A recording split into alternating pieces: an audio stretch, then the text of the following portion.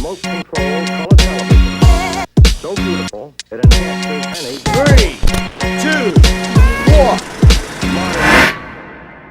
1. Le principe d'inertie. J'ai été formulé pour la première fois au XVIIe siècle par Galilée.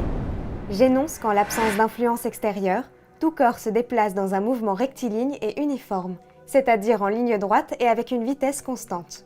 C'est ce qu'on appelle un mouvement inertiel. Je sais, je vous semble absurde et antinaturel car je suis contraire à votre expérience du mouvement. Si vous cessez de pédaler, votre bicyclette ne finit-elle pas par s'immobiliser ? Je suis bien consciente que personne n'a jamais observé directement ce que je décris. Le mouvement d'un corps qui ne soit soumis à aucune force. En général, les mouvements que vous voyez ou subissez sont accélérés ou ralentis, quelle que soit leur trajectoire. C'est seulement dans les cas où les forces exercées sur un corps se compensent exactement. Autrement dit, que leur résultante est nulle, que son mouvement apparaît rectiligne et uniforme, à l'instar de celui d'un train circulant en ligne droite et à vitesse constante.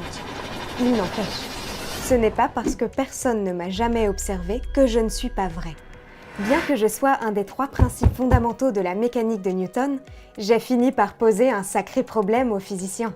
Car il existe une force qui est partout présente dans l'univers, une force à longue portée que rien ne peut entraver, amoindrir ou arrêter.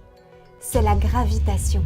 Tout corps massif, où qu'il se trouve dans l'univers, subit au moins l'action de cette force. Il n'existe donc aucun lieu ni aucune situation où je m'incarne à l'état pur. Ce constat a placé les physiciens devant une alternative, dont un certain Albert Einstein a perçu toute la gravité, si j'ose dire. Soit ils acceptaient que la physique soit bâtie sur du sable, c'est-à-dire sur moi qui ne peut pas être testé de façon directe, soit ils démontraient que la gravitation n'est pas une force. Coup de génie! C'est précisément ce que Einstein parvient à faire.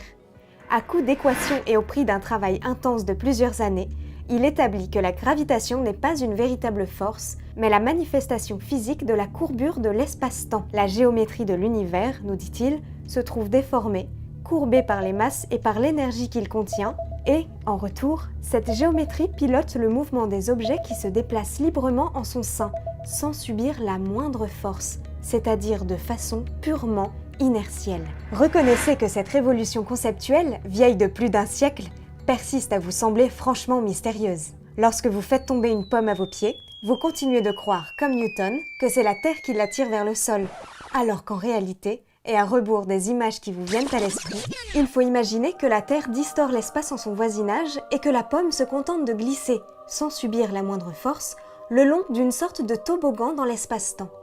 C'est ce qu'on appelle expliquer le réel par l'impossible, et c'est tout le travail de la physique moderne.